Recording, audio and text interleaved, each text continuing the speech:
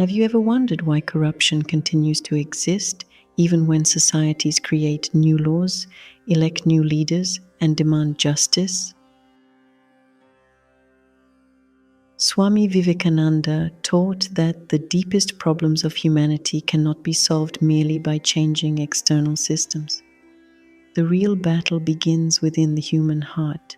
He pointed to selfishness, not politics, not institutions, as the root from which countless forms of suffering arise. Listen carefully to his words. The more selfish a man is, the more immoral he is.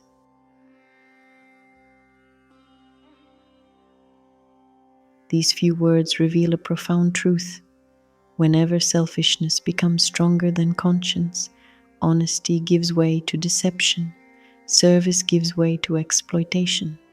The common good is sacrificed for personal gain. What we call corruption in society is often nothing more than selfishness expressed through actions. Swami Vivekananda continued this teaching with another powerful statement. It is selfishness that is the cause of all misery. We think of ourselves and not of others.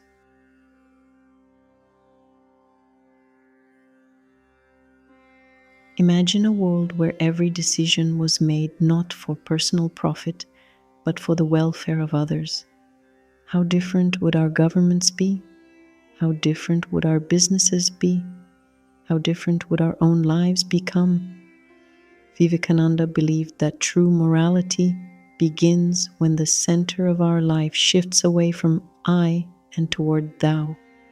As he said, the watchword of all well-being, of all moral good is not I, but thou.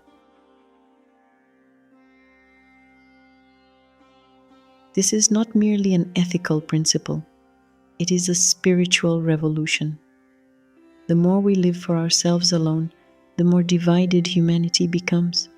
The more we recognize others as worthy of love, respect, and service, the more harmony naturally appears.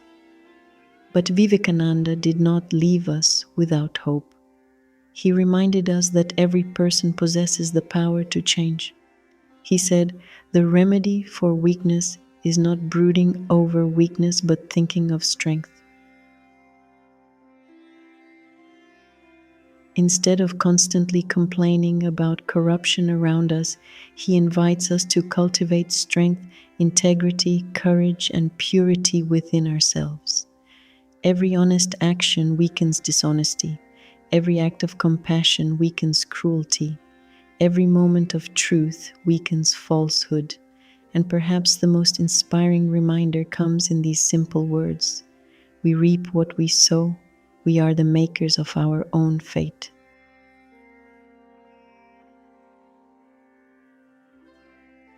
No nation becomes corrupt overnight. No society becomes noble overnight either. Every thought, every decision, every action plants a seed whose fruits will eventually be harvested. The future is being created today.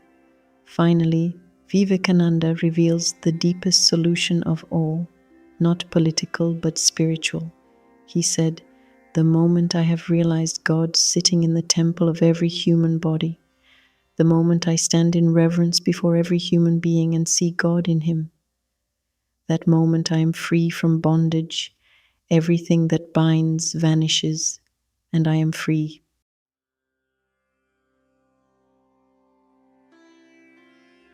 When we truly see the divine in every human being, exploitation becomes impossible. How could we deceive someone in whom we see God? How could we steal from God? How could we abuse another if we recognize the same divine presence living in every heart? This is why Vivekananda believed that lasting transformation begins with spiritual awakening.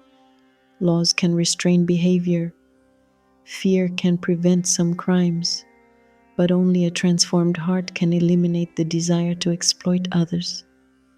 Perhaps the fight against corruption does not begin in parliaments, or in courtrooms, or in public debates.